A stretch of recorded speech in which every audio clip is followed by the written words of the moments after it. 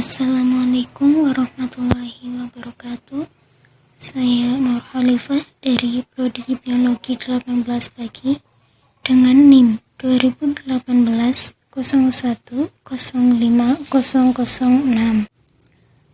Saya akan menyampaikan sedikit tentang konservasi hewan tapir di Taman Nasional Gunung Leuser, tepatnya di Pulau Sumatera. Dilihat dari taksonomi, dapat dibagi menjadi dua, yaitu dilihat dari morfologi dan dilihat dari klasifikasi tapir Asia. Dilihat dari morfologi, tapir Asia merupakan jenis yang terbesar dari keempat jenis tapir lainnya. Hewan ini mudah dikenali berdasarkan pola warna tubuhnya. Bagian depan tubuh mulai dari kepala, leher, dan kaki berwarna hitam. Sedangkan bagian belakang termasuk punggung dan pinggang berwarna putih. Telinga berbentuk oval dan tegak lurus, dengan ujung telinga berwarna putih. Hewan ini memiliki mata yang kecil dengan indera penglihatan yang agak buruk. Karena itu, tapir lebih mengandalkan indera penciuman dan pendengaran dalam menjalani kehidupannya. Tapir yang baru lahir berwarna coklat gelap kemerahan dengan garis bintik berwarna kuning dan putih. Pola warna ini akan mulai berganti setelah anak tapir berumur 51 hari.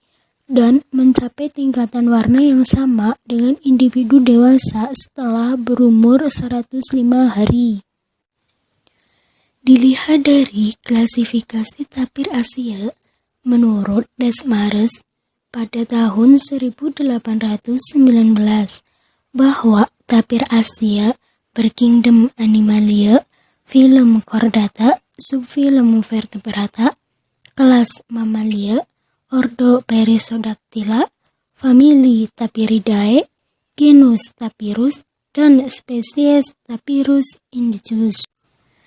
Secara ekologi, Tapirus indicus dapat dibagi menjadi dilihat dari pola sebaran, habitat, status populasi, peran dalam ekosistem, status kepunahan, dan manajemen konservasi.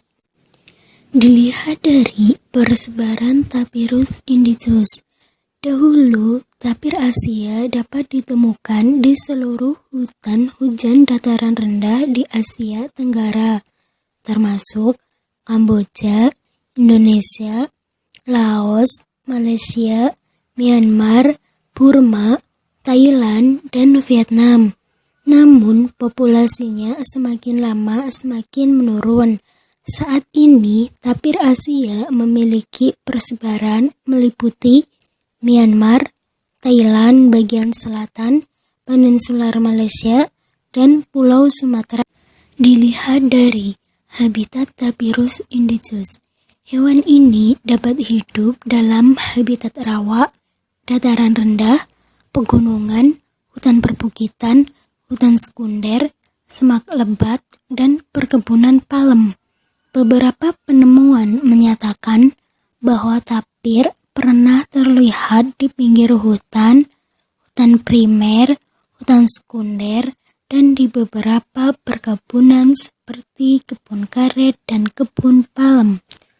Dilihat dari status populasi Tapirus indicus, menurut informasi Direktorat Konservasi Keanekaragaman Hayati pada tahun 2007, bahwa populasi tapir di Lembaga Konservasi ex situ di Indonesia tercatat 17 ekor yang tersebar di Taman Marga Satwa Ragunan 4 ekor, Taman Safari Cisarua 5 ekor, Taman Safari Prigen 2 ekor, Kebun Binatang Gembira Loka 3 ekor, dan Kebun Binatang Taman Sari Bandung 3 ekor. Kemudian dilihat dari peran Tapirus indicus dalam ekosistem.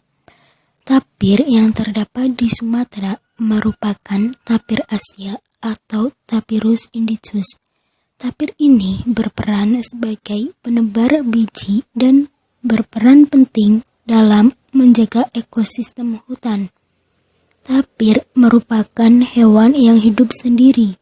Tapir juga termasuk kategori mamalia paling primitif karena sudah ada sejak dahulu. Dilihat dari status kepunahan Tapirus indicus di IUCN Red List. Status konservasi untuk spesies yang sedang menghadapi risiko kepunahan di alam liar pada waktu dekat. Data IUCN menyebutkan terdapat 2.573 hewan dan 2.316 tumbuhan yang kini terancam. Di antaranya adalah tapir. Kemudian, dilihat dari manajemen konservasi Tapirus indicus di Indonesia. Konservasi Tapirus indicus di Indonesia merupakan konservasi ex situ.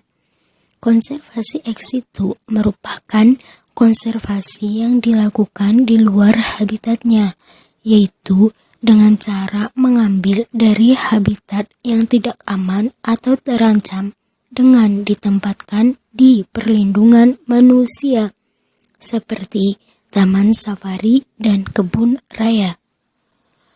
Untuk memperbaiki manajemen kawasan, perlu mengembangkan dan meningkatkan efektivitas RBM, meningkatkan kapasitas balai, dan pelibatan serta peningkatan ekosistem masyarakat. Sekian yang dapat saya sampaikan, kurang lebihnya saya mohon maaf. Wassalamualaikum warahmatullahi wabarakatuh.